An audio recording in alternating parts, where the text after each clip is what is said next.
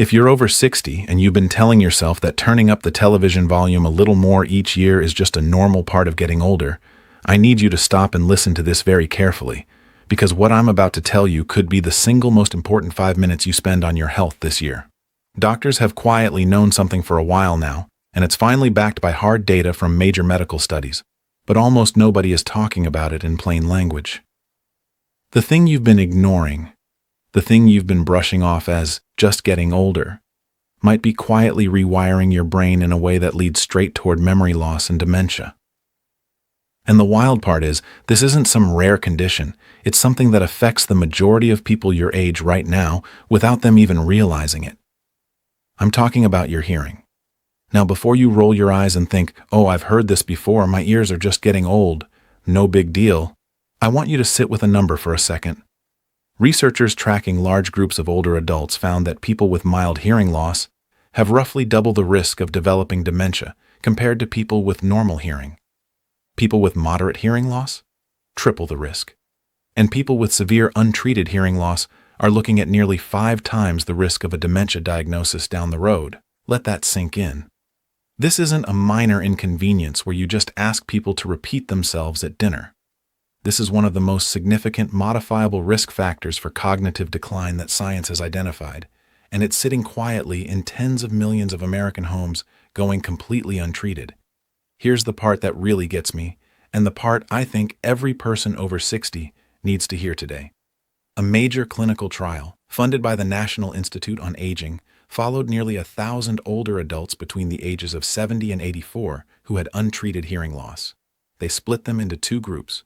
One group received hearing aids and hearing support, the other group did not. After 3 years, the results were almost hard to believe. In the older adults who were already at higher risk for cognitive decline, using hearing aids slowed the loss of memory and thinking ability by nearly half. Not a small improvement, not a maybe. A real, measurable, nearly 50% slowdown in the pace of cognitive decline. And even more encouraging, more recent research published this year found something just as important.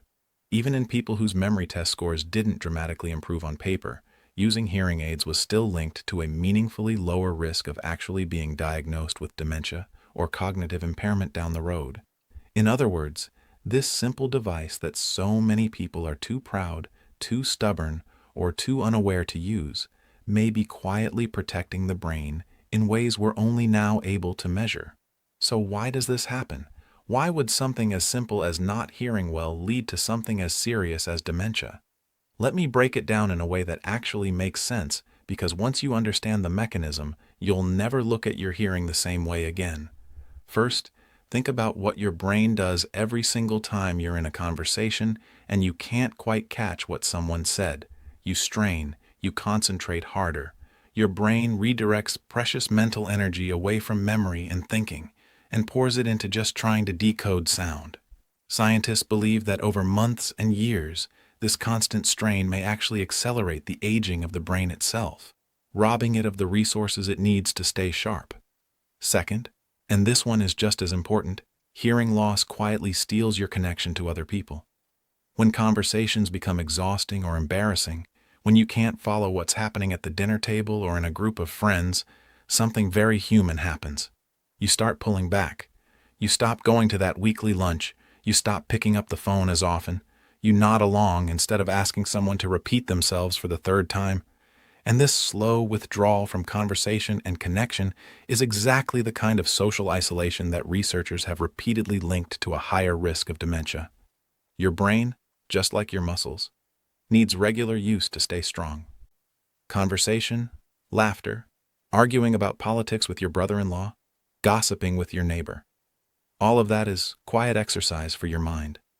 And when hearing loss takes that away from you, piece by piece, your brain loses one of its best tools for staying young. Now here's something that really deserves your attention. Research shows that nearly 2 out of every 3 adults over the age of 70 have some meaningful degree of hearing loss. 2 out of 3. Think about that the next time you're at a family gathering or in a waiting room. Most of the people around you are likely dealing with this. And yet study after study confirms the same frustrating pattern. The vast majority of people with hearing loss wait years, sometimes over a decade, before they ever get it treated. 10 years of unnecessary strain on the brain, 10 years of unnecessary social withdrawal, 10 years where a simple, low-risk intervention could have been quietly protecting their memory the entire time.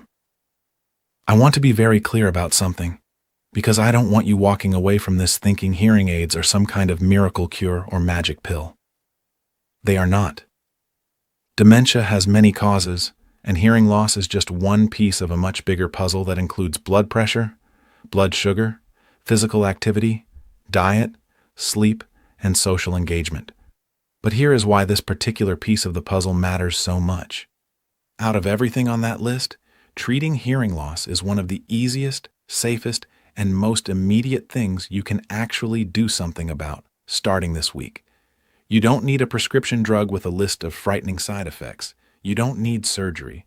You don't need to overhaul your entire diet or start training for a marathon at 70. You simply need to stop ignoring a problem that you may have been living with quietly for years. So what should you actually do with this information? Let me give you a simple, no-nonsense plan. First, if you have noticed yourself turning up the television, asking people to repeat themselves, avoiding phone calls, or feeling exhausted after group conversations, treat that as a signal worth paying attention to, not something to brush off as just getting older. Second, get a proper hearing test. This is quick, painless, and in many cases covered or low cost, and it will give you real numbers instead of guesswork. Third, if hearing loss is found, don't let pride or vanity talk you out of treatment. The hearing aid technology available today is nothing like what your grandparents wore. Many modern devices are small, nearly invisible, and far more comfortable and effective than people expect. And fourth, and this one is often overlooked, keep making the effort to stay socially engaged even while you're addressing your hearing. Call your friends. Show up to that lunch.